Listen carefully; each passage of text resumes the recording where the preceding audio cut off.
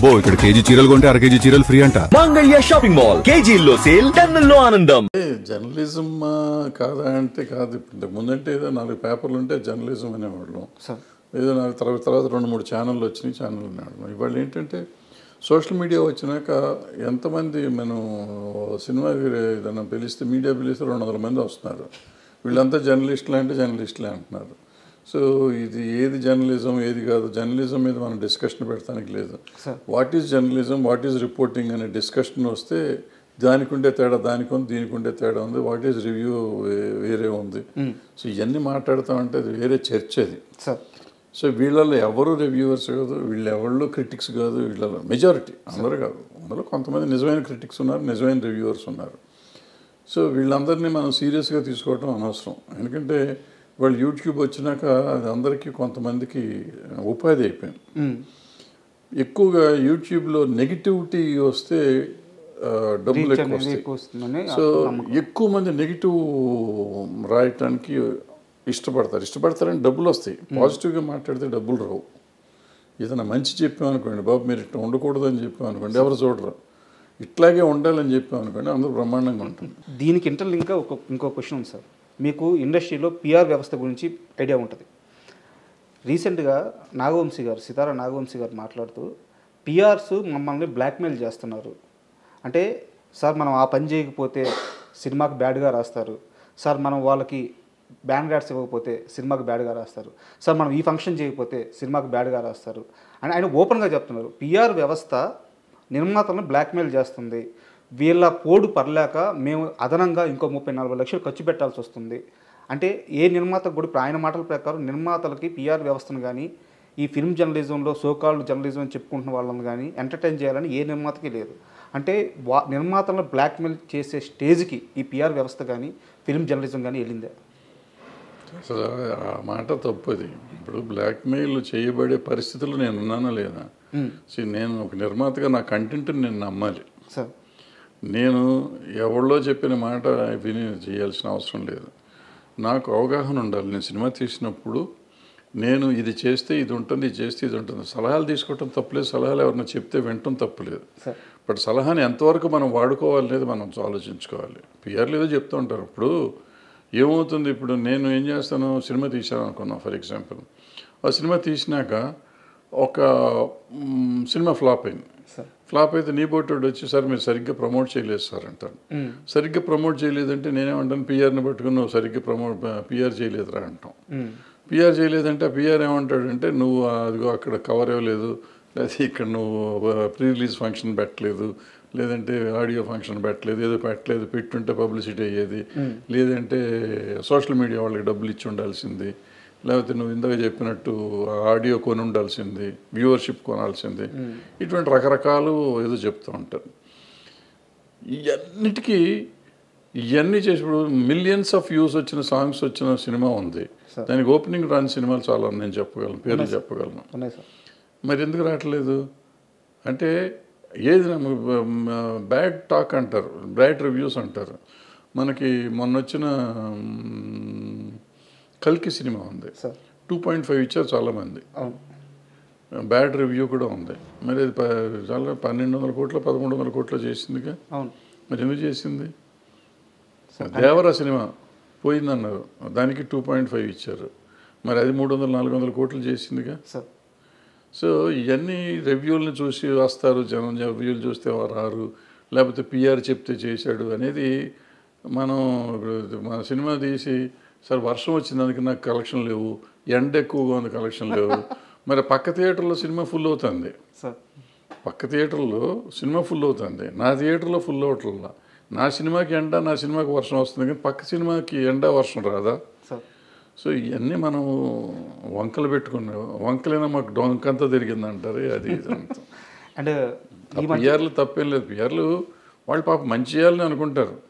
ఏమవుతుంది, పక్క సినిమాకి వాళ్ళు పాత ఇంకో పిఆర్ అది చేసి ఉంటాడు. అది చేసినప్పుడు ఆ సినిమా లక్కీగా ఆడి ఉంటాడు. పిఆర్ చేసినందుకు ఆడతారు. ఫస్ట్ మనం తెలుసుకోవాల్సిన ప్రొడ్యూసర్గా ఎవ్వరు చెప్పింది జరగదు, మనం చెప్పింది జరుగుతుంది, మనం అనుకున్నదే జరుగుతుంది. మనం అనుకోవాలి, మనం డిజైన్ చేసుకోవాలి, ప్రతిదానికి మన ఇన్వాల్వ్మెంట్ ఉండాలి. Master of the film, master of the product you should be the producer. Sir అది అయితే ఇవన్నీ రావు. ఇవన్నీ secondary. Course hero centred industry, hero మూలన నీకు ఓపెనింగ్ వస్తుంది. బట్ ఆ సినిమాలో కంటెంట్ లేకపోతే ఏం లేదు. ఆ కంటెంట్ ఎవరు ఎన్నుకోవాలి? నువ్వు ఎన్నుకోవాలి. లేదు నా హీరో నా మాట ఏం లేదు, ఆయన చెప్పింది నేను చేశాను, ఆయన డేట్ల కోసం నువ్వు ఎంపర్లాడినప్పుడు you are doing a business man. నువ్వు when you are a business మ్యాన్గా నువ్వు చెయ్యి. ఇంకా నీ నువ్వు పిఆర్ని పెట్టుకున్నందుకేగా. ఇంకా పిఆర్ బ్లాక్మెయిల్ చేస్తున్నాడు అంటే ఎందుకు? పిఆర్ చెప్తాడు 30 లక్షలు కదా 50 లక్షలు ఖర్చు పెట్టమంటాడు, నువ్వు పెట్టు. లేకపోతే ఈ పిఆర్ని తీసే అసలు నువ్వే చేసుకో, ఎవడొద్దన్నాడు? దాని మీద కంప్లైంట్ ఇవ్వటం ఎందుకు? సార్ మొదటిసారి అంటే నాకు ఈ మధ్యకాలంలో మీరు మాట్లాడిన మాటల్లో నాకు బాగా అబ్జెక్షన్ అనిపించిన ఒక సందర్భం సార్. మంచు విష్ణు గారు అంటే మీకు కన్నప్ప రిలీజ్కి ముందు ఇంటర్వ్యూ ఇచ్చారు. అంటే ఆ ఇంటర్వ్యూలో మిమ్మల్ని ఆయన హోస్ట్ లాగా ఒక యాంకర్గానో చూడలేదు. ఒక పెదనాన్న స్థానంలోనో ఒక బాబాయ్ స్థానంలోనో కూర్చోబెట్టి వాళ్ళ ఇంటి విషయాలు కూడా మీరు రండి, మీలాంటి పెద్ద మనిషి వస్తే కూర్చోడానికి మేము రెడీ అని చెప్పేసి మీకు అంత పెద్ద స్థానం ఇచ్చారు. అయితే కన్నప్ప సినిమా రిలీజ్ అయిన తర్వాత సినిమా రన్నింగ్లో ఉంది, థియేటర్లో ఆడుతుంది, అక్కడ శివపార్వతులు సెట్ కాలేదు, వాళ్ళని చూడడానికి నాకు ఇబ్బందిగా ఉంది, సో ఇలాంటి కామెంట్స్ చేశారు. మిమ్మల్ని అంత నమ్మిన మనిషి, అన్నేళ్ళు కష్టపడి అన్ని కోట్లు ఖర్చు పెట్టి సినిమా తీసి మీకు అంత స్థానం ఇచ్చి మీకు అంత ప్రయారిటీ ఇస్తున్న మనిషి, సో ఒక రకంగా చెప్పాలంటే చావోరేవో అన్నట్టు సిచ్యువేషన్ విష్ణు గారిది.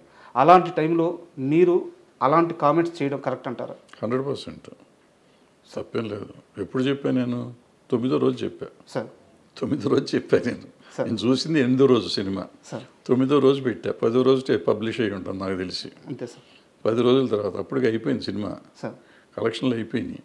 అయిపోయినాక కూడా చెప్పకపోతే అట్లా వాళ్ళకి తెలియాలి కదా వాళ్ళ సినిమా ఏం తప్పు. నేను సినిమా చూడలే ముందు, సినిమా చూస్తుంటే డెఫినెట్గా పెట్టుండేవాడు కదా ముందు చూస్తుంటే. నేను 10 రోజుల తర్వాత కలెక్షన్లు కూడా అయిపోయినాక ఇంక కలెక్షన్లు ఇంకా రావట్లేదు అనే టైంలో సినిమా చూశాను నేను చూసినప్పుడు థియేటర్లో జనం కూడా లేరు, అయినా చూసి సినిమా. సో ఆ తర్వాత 1 or 2 days తీసేసినట్టున్నా సినిమా. సో అప్పుడు పెట్టాను నేను. మీకు విష్ణు గారు ఏమైనా ఫోన్ చేశారా? నేనే ఫోన్ చేశాను, విష్ణుకి ఫోన్ చేశా, మోహన్ బాబు గారికి కూడా ఫోన్ చేశా. ఓకే. ఫోన్ చేసి మీరు ఈ తప్పు చేశారు, ఎందుకు చేశారు ఈ తప్పు? ఈ ఎవ్వరు లేకపోయినా కానీ ఆడేది ఆ సినిమా, బ్రహ్మాండంగా ఆడేది సినిమా, సూపర్ హిట్ అవ్వాల్సిన సినిమాని మీరందరూ కలిసి average cinema, below average cinema చేశారు. ఫ్లాప్ సినిమా అన్నాను నేను ఇప్పటికి కూడా. ఓపెనింగ్ వచ్చింది ఆ మాత్రం. బట్ ప్రభాస్ లాంటి వాడు మీకు డేట్లు ఇచ్చి చేస్తున్నప్పుడు దాన్ని మనం నిలబెట్టుకుని ఉంటే ఎంత సెన్సేషనల్ అయ్యేది ఆ సినిమా. సో బాగా తీయటం వేరును ఒక కంటెంట్ని చంపుకోవటం వేరు. ఇవాళ చాలామందికి అర్థం కావాల్సిన విషయం, పులిని చూసి నాకు బాహుబలిని చూసి బాహుబలిని, త్రిబులార్ని చూసి త్రిబులార్ చేయలేం మనం. అంతే.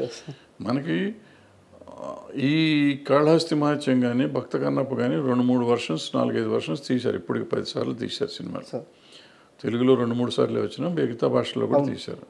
సో అది అన్ని సార్లు ప్రూవ్ అయిన సినిమా. మరి ఇప్పుడు యావరేజ్ ఎందుకయింది? అక్కడ ప్రతిసారి భక్తిభావం నిలబడింది, ఇక్కడ భక్తిభావం నిలబడలేదు. ఇక్కడ శివుడు పార్వతి వెకిలిగా ఉన్నారు.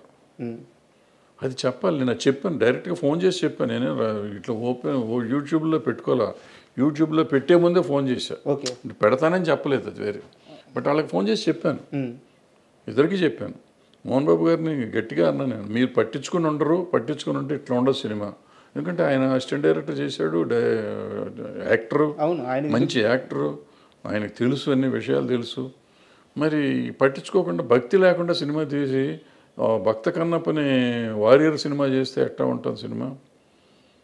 ఆ సినిమా రేంజ్కి ఆ సినిమా ఆడింది ఇవాళ. బట్ అదే ప్రభాస్ గారిని వాడుకొని చేసినందుకు ప్రభాస్ క్యారెక్టర్ చాలా బాగుంది ఆ సినిమాలో. కానీ ఎప్పుడైతే ఎవరైతే శివుడు భక్తుడైన, శివుడే సరిగ్గా లేకపోతే ఇంక భక్తి ఎక్కడ వస్తుంది? సో క్యారెక్టర్ ఫిట్నెస్ ఒకటి కావాలి. వచ్చి అనామకుడిని పెట్టినా పర్వాలేదు, బాగుండేది. ఈ అనవసరంగా ఈయన పెట్టి డబ్బులు బొక్కది, ఆ డబ్బులే ఇప్పుడు నష్టం వస్తాయి. ఒకవేళ నష్టం వస్తే వాళ్ళిద్దరికి ఇచ్చిన ప్రతి రూపాయి నష్టమే నా లెక్కలో.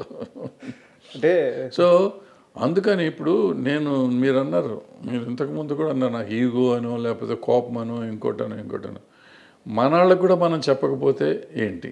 ఇది కాకుండా నన్ను సీనియర్ ఇంతకుముందు అడిగారు, మీరు ఈ ఇండస్ట్రీ కోసం ఏంటని. ఇండస్ట్రీకి ఈ పాఠం చెప్పాలి. ఇది నేను చెప్పకపోతే, నాకు తెలిసినంత వరకు తప్పో ఒప్పో నేను చెప్పింది చెప్పకపోతే రేపు ఇంకోళ్ళు తీస్తారు, ఇంకో కన్నప్ప తీస్తారు. అది ఫ్లాప్ అవుతుంది. మీరు పాండురంగమాత్యం తీశాడు రాఘవేంద్రరావు గారు, పాండురంగాన్ని, ఆయన ఇలాగే తప్పులు చేశాడు, అది పోయింది.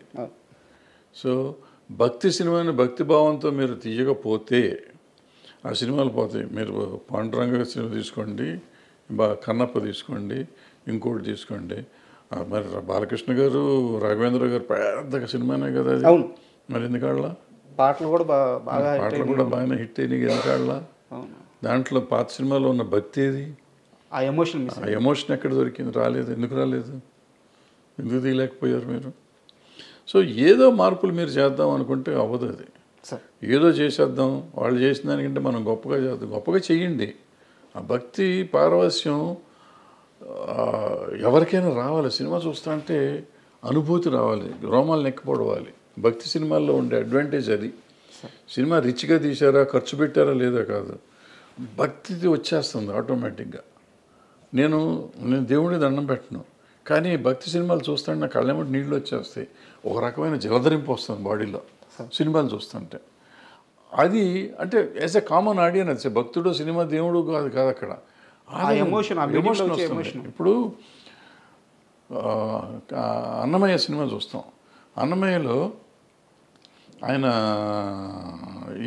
జీవితం అంతా ఆయన కోసం దారపోస్తాడు. దారపోసినాక ఆ లాస్ట్ సీన్లో ఉన్నప్పుడు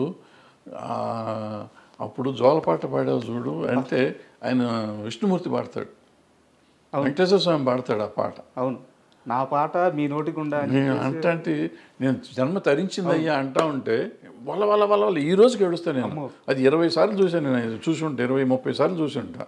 ఈ రోజుకి లాస్ట్ అప్పుడప్పుడు భక్తి భావంలో 15 నిమిషాలు వేస్తారు, ఆ డైలాగ్ వచ్చినప్పుడు ఏడుపు వచ్చేస్తుంది. అది దట్ ఈస్ పవర్ ఆఫ్ ఇది భక్తి. 1 మంత్ బ్యాక్ రాఘవేంద్రరావు గారిని కలిసాను సార్. ఆయన దగ్గరికి వెళ్ళి ఒక సందర్భం వెళ్ళి బ్లెస్సింగ్స్ తీసుకున్నాను. ఆ సమయంలో ఈరోజు మీరు ఏదైతే ఎగ్జాంపుల్ చెప్పారో ఆ గడప దగ్గరికి వచ్చి తను రాసిన పాటలన్నీ అక్కడ వేసి ఆ దర్శనం అవ్వగానే అదే ఎగ్జాంపుల్ సార్ నాకు అని చెప్పినప్పుడు ఈ రోజుకి ఆయన అన్నమయ్య అంటే రాఘవేంద్రరావు గారు అలాగే పులకరించిపోతున్నారు. ఆయన నేను తీయలేదా ఆ సినిమా, వెంకటేశ్వర స్వామి నా చేత తీపించుకున్నారు అంటున్నారు. మీరు అంటున్నట్టు అది భక్తి సినిమా. అది అందులో అన్ని 100 తప్పులు ఉన్నాయి. ఆ సినిమాలో లేనన్ని తప్పులు ఆ సినిమానే ఫాలో అయ్యారు. ఈ సినిమా కన్నప్ప కూడా అందులో వెంకటేశ్వర స్వామి వాళ్ళు అందరూ కలిసి అది చేయలేదు ఇది చేయలేదు అన్నప్పుడల్లా వీడు మారిపోతూ ఉంటాడు ఈ భక్తుడు అన్నమయ్య. బట్ అంత చేసింది లాస్ట్ 15 minutes ఆయన చేసిన భక్తి ఉంది, ఎక్కడైతే ఉందో పులకించిపోయారు. అది పీక్ తీసుకెళ్ళిపోయారు. సో మిగతాదంతా మర్చిపోతాం మనం.